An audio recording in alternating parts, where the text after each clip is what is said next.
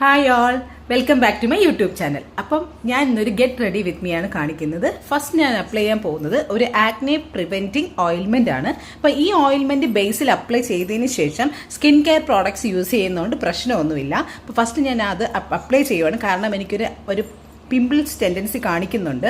അതുകൊണ്ട് ഞാനിത് അപ്ലൈ ചെയ്തു. അതിനുശേഷം ഞാനൊരു നിയാസിനിമൈഡിൻ്റെ സെറമാണ് അപ്ലൈ ചെയ്യുന്നത്. അപ്പോൾ ഈ നിയാസിനിമൈഡിൻ്റെ സെറം ഞാൻ അപ്ലൈ ചെയ്യുന്നത് എന്താണെന്ന് വെച്ചാൽ, എൻ്റെ സ്കിന്നിൽ ചെറിയ ചെറിയ ഡാർക്ക് സ്പോട്ട്സ് ഉണ്ട്, മുമ്പ് പിമ്പിൾസ് വന്നതിൻ്റെ പാടുണ്ട്. അപ്പോൾ ഞാൻ അതിന് വേണ്ടിയിട്ട് ഇത് നിയാസിനിമൈഡ് അപ്ലൈ ചെയ്യുമ്പോൾ അതൊന്ന് ഡിം ആവുന്നതായിട്ട് എനിക്ക് ഫീൽ ചെയ്യാറുണ്ട്.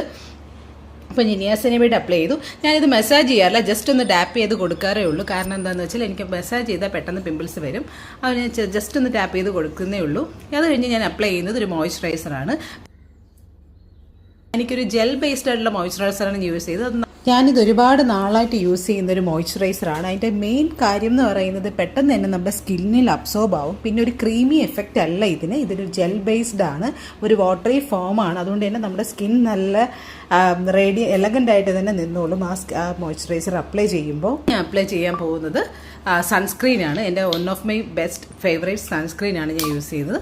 അതൊരു ചെറിയ 2 ഡ്രോപ്സ് എടുത്തതിന് ശേഷം ഞാൻ അപ്ലൈ ചെയ്ത് കൊടുക്കുന്നുണ്ട് സ്കിന്നിൽ. അപ്പോൾ ഇത് നല്ലൊരു സൺസ്ക്രീനാണ്. നമുക്കൊരു പെട്ടെന്ന് തന്നെ അത് അബ്സോർബ് ആവും, മാറ്റ് ഫിനിഷ് കിട്ടും. നമുക്കതിനകത്തൊരു ഗ്ലോസിങ് മാറ്റ് ഫിനിഷ് കിട്ടും. വൈറ്റ് കാസ്റ്റിങ്ങോ അങ്ങനത്തെ പ്രശ്നം. ശരിക്കും ഇതൊരു ഫൗണ്ടേഷൻ്റെ കളറാണ് കാണിക്കുന്നത്, പക്ഷേ ഇത് ഒരു ഫൗണ്ടേഷൻ്റെ തിക്നെസ്സോ അങ്ങനെ ഒന്നുമില്ല. ഭയങ്കര ലൈറ്റ് വെയിറ്റ് ആണ്. നമ്മുടെ സ്കിന്നിൽ ഇടുമ്പോൾ തന്നെ അബ്സോർബ് ആവും. ഇതെല്ലാം നല്ല അബ്സോർബ് ആയി പോവും. ജെൽ ബേസ്ഡ് ആണ് ഈ യൂസ് ചെയ്യുന്ന സാധനങ്ങളെല്ലാം തന്നെ. ഇനി ഞാൻ നോർമൽ ഒരു ക്രീമാണ് യൂസ് ചെയ്യുന്നത്. ഇതെല്ലാം ബേസിൽ നമ്മുടെ സ്കിൻ കെയർ പ്രോഡക്ട്സ് കൊടുത്തിട്ട് നോർമൽ യൂസ് ചെയ്യുന്ന ഒരു ക്രീം, അത് വെച്ച് ഞാനൊന്ന് അപ്ലൈ ചെയ്ത് കൊടുക്കുന്നുണ്ട്. നമ്മുടെ കഴുത്തിലും കൂടെ, നമ്മൾ ഫേസിൽ എന്ത് അപ്ലൈ ചെയ്താലും കഴുത്തിലും കൂടി അപ്ലൈ ചെയ്ത് കൊടുക്കണം, എങ്കിലും അത് ഈവൻ ടോണായിട്ട് നിൽക്കത്തുള്ളൂ. അപ്പോൾ ഞാൻ ഫേസിലും കഴുത്തിലും ഇട്ട് കൊടുക്കുന്നുണ്ട്. ജസ്റ്റ് അതൊന്ന് കൊടുത്തതിന് ശേഷം, ഇത്രയാണ് എൻ്റെ സ്കിൻ കെയർ ഞാൻ ചെയ്യുന്നത് ഡെയിലി റൂട്ടീനായിട്ട്. ഇനി നമ്മുടെ ഫേവറേറ്റ് സാധനം എവർഗ്രീൻ, എനിക്ക് എന്തൊക്കെ വന്നാലും മിസ് ചെയ്യാൻ പറ്റുന്ന സാധനമാണ് ലിപ്സ്റ്റിക്. അപ്പോൾ അത് ഞാൻ കൊടുക്കുന്നത് നമ്മുടെ മാസ്റ്റർ പീസാണ്. ഇപ്പോൾ ഞാൻ ലിപ്സ്റ്റിക് അപ്ലൈ ചെയ്തു. ഇതെൻ്റെ ഒരു അടിപൊളി ഫേവറേറ്റ് ഷെയ്ഡാണ് കേട്ടോ, നൈക്കയുടെ ഭയങ്കര അടിപൊളി ഷെയ്ഡാണ്. എനിക്ക് ഭയങ്കര കോൺഫിഡൻസ് ആണ് ലിപ്സ്റ്റിക് അപ്ലൈ ചെയ്യുമ്പോൾ. അതുകൊണ്ട് ഞാൻ മുടങ്ങാതെ എവിടെ പോയാലും ഞാൻ ലിപ്സ്റ്റിക് അപ്ലൈ ചെയ്യാറുണ്ട്.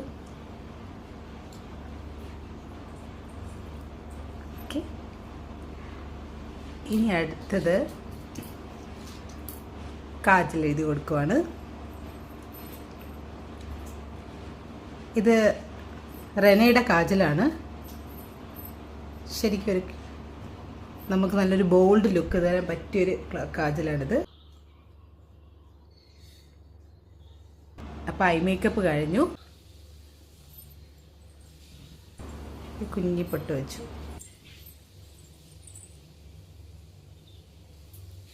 അതിനൊരു കമ്പനിക്ക് വേണ്ടി ഞാനൊരു ചെറിയൊരു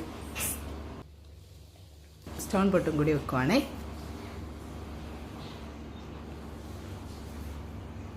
ഓക്കെ, ഇനി അടുത്ത ഹെയറാണ്. ഹെയറിന് ഞാൻ സെറം അപ്ലൈ ചെയ്യുന്നുണ്ട്.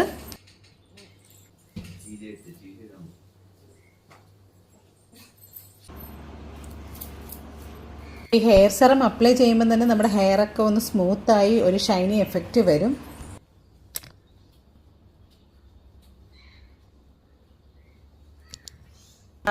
ഹെയറിലെ ടാങ്കിൾസ് എല്ലാം റിമൂവ് ആവും.